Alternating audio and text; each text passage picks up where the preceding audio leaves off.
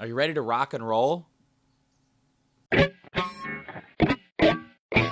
and welcome to another Carrot Scraps video. And by another, I mean the 20th. Tell me something. Are you old enough to remember how you felt in October of 2005? Well, even if you aren't old enough to remember that, I can simulate that feeling for you.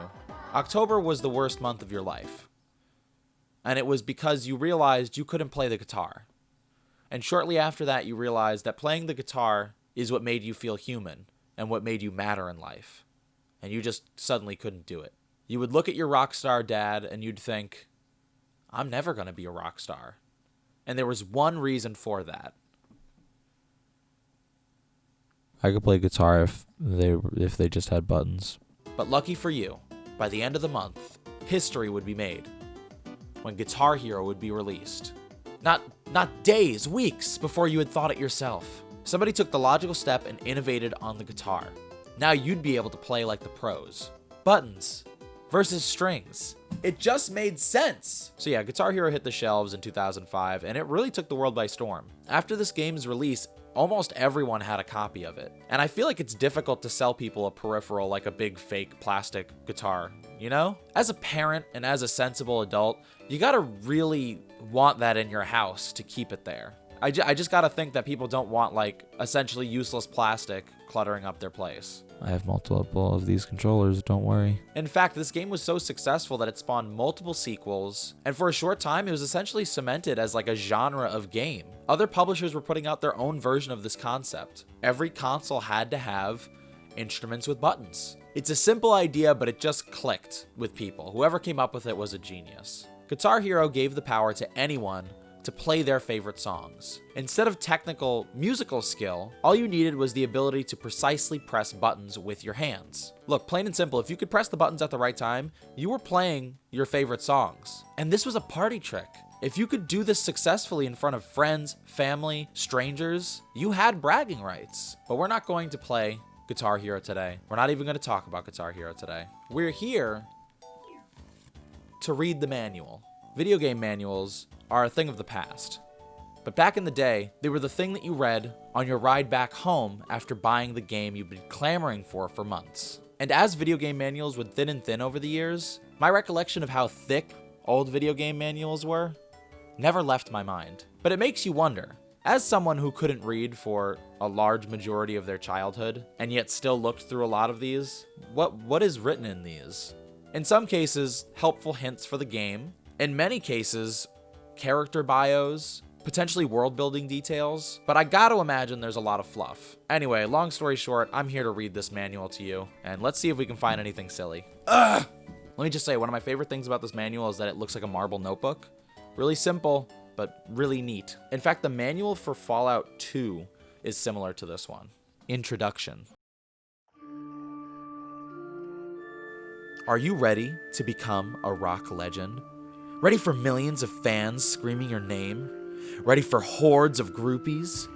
Ready for the smell of roadies? Ready for the gods of rock to open their arms and welcome you as one of their own? The gods of rock were not thrilled about this game. For some reason, they took it as like a deep offense. If you are, then you're ready for Guitar Hero. Right off the bat, I love that introduction. There's no reason to put an introduction on this first page, but it kind of like sets up the stakes for you. This is what you have to win. This is what you have to lose. There's also a bunch of skulls on the page, so that's pretty metal. Then we got basic stuff like talking about how the controllers work, how to set up the console. Very helpful things. Some tutorials. All this makes sense, but this is not what we're here for. Here we go. There weren't many characters in the first Guitar Hero, but each of them were distinct and unique, memorable, and dynamic. And the Guitar Hero manual was kind enough to give a quick blurb about each of the playable characters in the game. Let's get into it and talk about these rock legends, starting with Axel Steele. We all know Axel is an awesome guitar player, and that he's the common thread in the legendary bands Sidewinder, Helldozer, and Megathreat. But did you know he got his first guitar out of a pool hall trash bin? Or that his first big break came when he was hauling equipment for Doppelganger? Their guitarist passed out temporarily, and Axel stepped in permanently. Why didn't they list that as the bands that he's played for then? If he's not tearing into guitar, Axel says he likes to draw motorcycles and skulls, just like he did in school. His friend and bandmate Skip Aldaway says Axel plays guitar so fast, there should be caution labels on his albums. Wow, that's incredible. A true origin story for a polygonal rock legend. And as we all know today, Axel's fame would grow to be as large as his forearms. Are you okay, man? Is that just from working out, or you might need to see a doctor? Coming up next is Pandora. Pandora, the dark princess of rock, expelled from ballet at 8 and forcibly removed from Girl Scouts at 10. She was given a guitar as a last resort. A last resort for what? Just take the guitar. Don't hurt us. She soon emerged as a brilliant guitarist with a strong distaste for pastel colors. Wow, it sounds like this chick would hate me. Good thing she's fictional. While in school, she formed the band Haze Machine, which showcased her stunning guitar prowess. She started a collection of stomp boxes, which now numbers in the hundreds, and includes dozens customized just for her. Am I revealing that I'm not cool if I don't know what a stomp box is? Stomp was like a Broadway musical, right? That doesn't seem very rock and roll. She markets her own aptly named Pandora's Box, which unleashes a horde of demons and pestilence. According to Pandora, she graduates from the University of Alienation with honors. That's not a real university, and if it is, that's really sad. Just an empty school, just you standing by yourself. No teachers, just desks with paper that say learn in large black text on them. All right, coming up next, we got Johnny Napalm. Johnny Napalm, guitar god. But it wasn't always that way. Before his 19th birthday, he'd already had several brushes with the law and served jail time. His social workers labeled him a lost cause, noting several times that he doesn't play well with others. If only they could see him play now. Inspired by the punk movement of the late 1970s in London, Johnny found a guitar, changed his name, and grabbed his destiny. Without a single lesson, his awesome talent and raw sound have earned him guitar god status. His latest album, Hair Shirt, burns the eardrums just right. We wish we could supply you with a quote from Johnny, but he never sits still for an interview.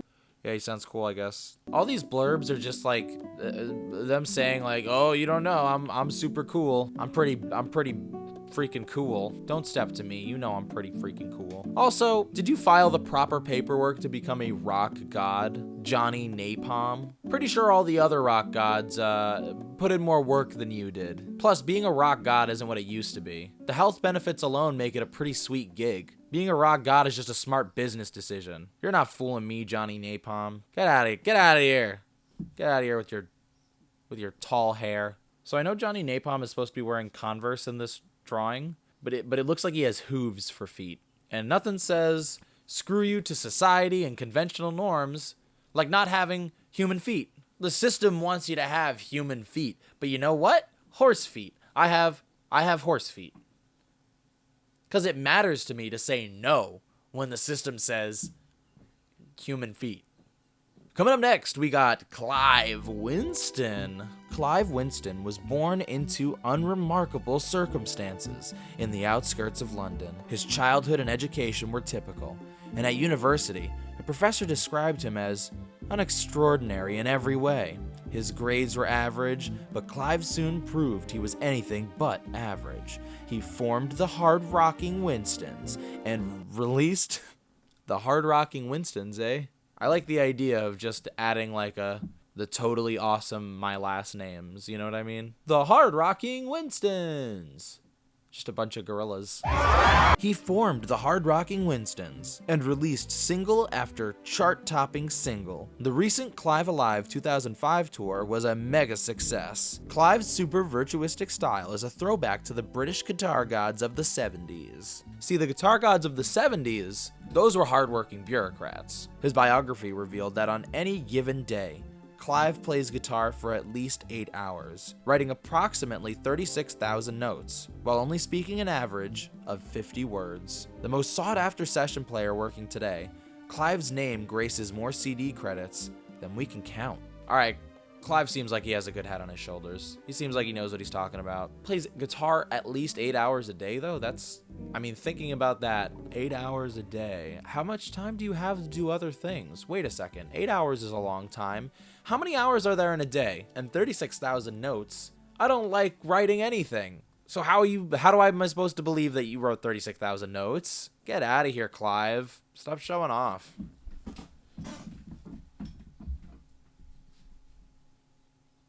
Coming up next, we got Izzy Sparks. Izzy is known for his wild hair, wilder outfits, and even wilder parties. And of course, for his crankin' guitar. Why would you ever describe a guitar as crankin'? Is that normal? I don't think that's normal. Don't say it's crankin'. He says he needs to customize his guitars to accommodate his ultra-fast technique, changing bands like other people change shoes. Izzy has played for dozens of bands, including Arsenic, Gold Rush, Medusa's Hair, and Gang of Two. I like Medusa's Hair, that's a cool name for a band. Press and fans alike can't get enough of his bad boy antics, and monster chops. Like mutton chops, but like he's a monster. The press can't get enough of his really cool facial hair, I think is what they're saying. He doesn't look like he has facial hair, though. So Izzy Sparks does not look like David Bowie. I know they want him to look like David Bowie, but he doesn't. He looks like a character from Final Fantasy VII. That's about it. Izzy named his last album Banned in 7 States, which was true, though most venues cite his urinary tract infection. Wait, that's not what it said. Though most venues cite his unreleased stage presence as the reason to keep him out, Izzy claims that he gets barred because his guitar makes girls think impure thoughts. I wonder if I should watch every single Ice Age movie. He recently customized his amps to match his outfits. Says friend and bandmate Jax Hummer, "You have to be damn good to get away with that kind of behavior," and Izzy is. The customized outfits, that's like a separate sentence. It doesn't seem like to match anything. Who cares if he customized his amps to match his guitars or whatever, or his outfits? I feel like that just means that, like, you like to decorate things, and that's kind of cool, but, like, I don't know if that means that you're damn good enough to get away with it. If you're gonna decorate your equipment, you better be damn good to get away with it. I guess that checks out. I guess that's true. Coming up next, we got Judy Nails. Judy Nails, rock goddess. Born Judith Ann Taylor, she earned her nickname at the age of 7 in a nail gun incident. Why are all the women in this book, like, violent at the age of 7? It was a formative experience and unconventional behavior. Her parents tried to push a variety of acceptable pursuits, but by 12, it was clear that Judy had only one love: rock and roll! Rock and roll! Rock and roll. Rock and roll. The alternative rock scene was her inspiration and salvation. She took her guitar, the cash from her mother's purse, and formed the Nail Gunners. Judy's known for her experiments with non-standard tunings and jaw-dropping solos. In a recent courtroom appearance, Judy defended herself against charges that she struck a reporter, saying, "He asked about my hair and clothes, and not once about my music." The charges were eventually dropped. Rock on, Judy. I feel like the person writing this is not impartial. I'd rather a non-biased author when hearing about my rock gods. Also, I don't know if you heard, but Judy only cares about her music, so don't ask her about her hair. And the final rock god on our list is Xavier Stone.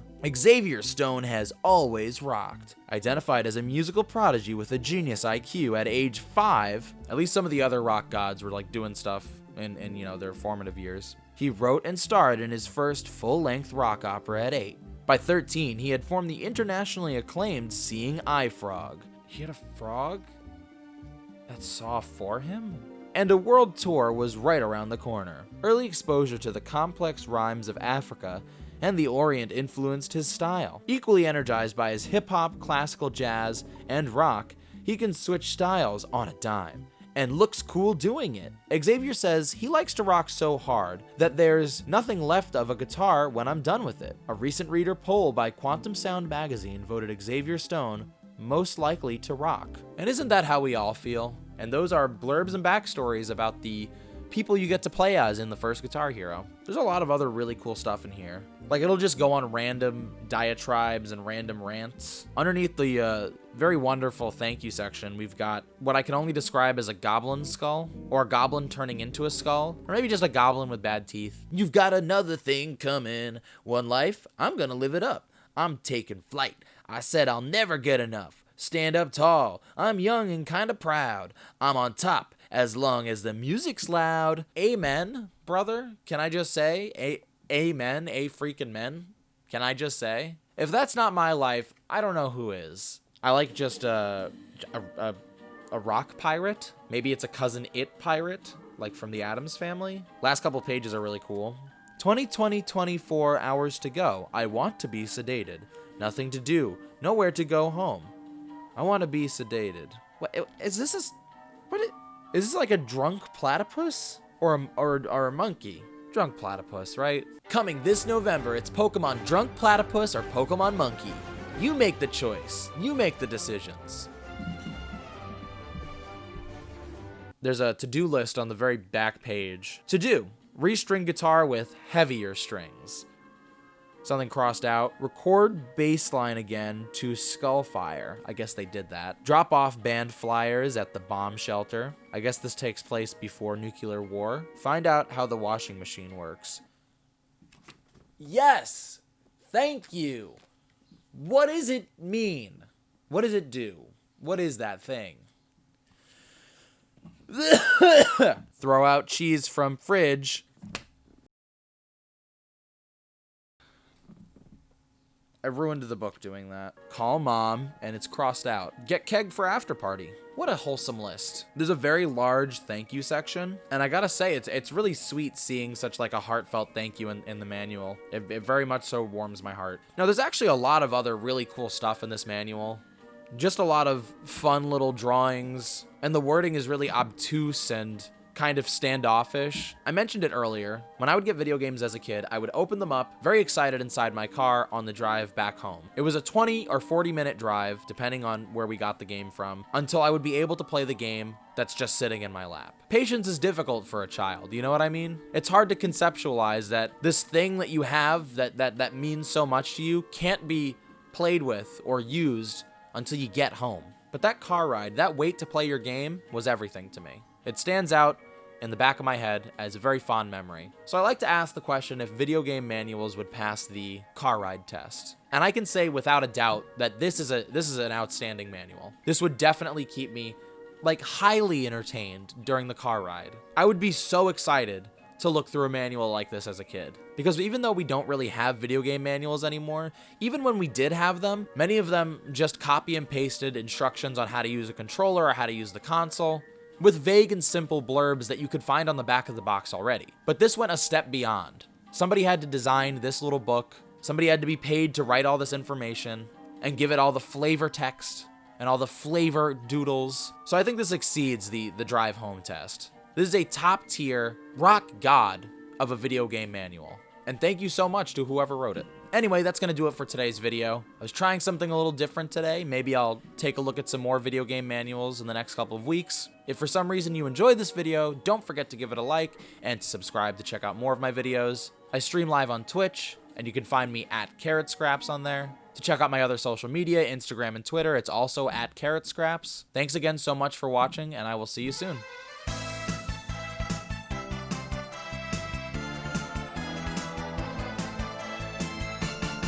We're here to read the man.